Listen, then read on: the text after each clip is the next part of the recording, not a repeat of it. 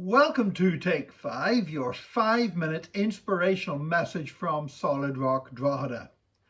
A lot of money, and I mean a real lot of money, like billions of dollars, are being invested into the whole concept of driverless cars.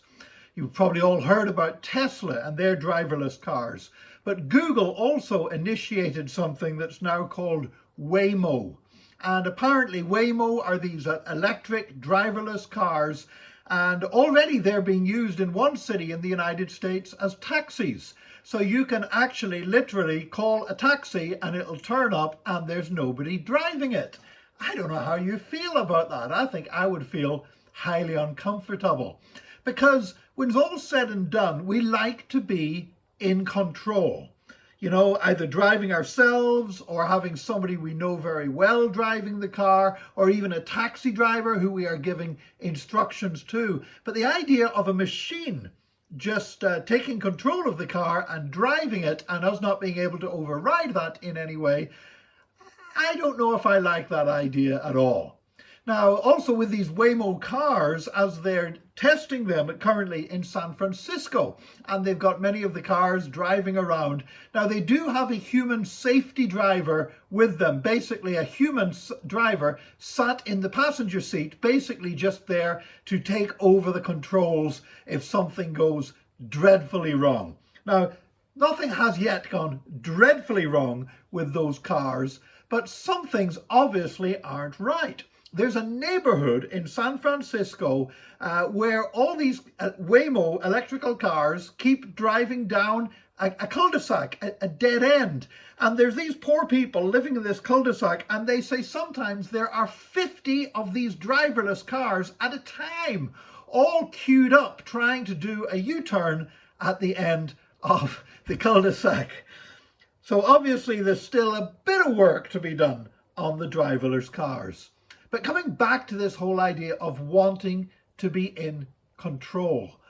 I remember when I used to ride motorcycles, I was very happy riding a motorcycle, but trying to be a passenger on the back behind somebody else on a motorcycle used to scare me to death. Why? I felt safer when I was in control.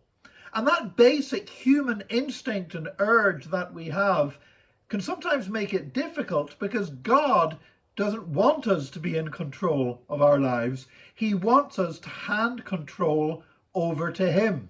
And the problem is sometimes we just don't want to let go. We want to keep doing things our way, even when our way obviously isn't working.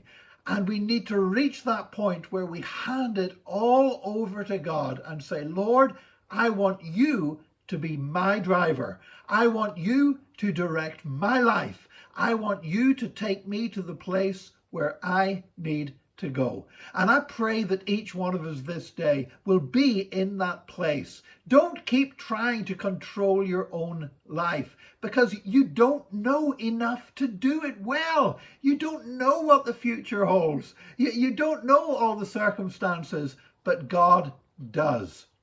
And if we knew everything that God knew, we would always agree 100% with his will. We would always see straight away what a good idea it was. And so I encourage you this day, hand your life over to the Lord. Let him be your driver, and you will find the places he will take you will be better, and the journey will be more enjoyable. May God bless you today, and join us again tomorrow for another Take 5, your 5-minute inspirational message from Solid Rock Drogheda.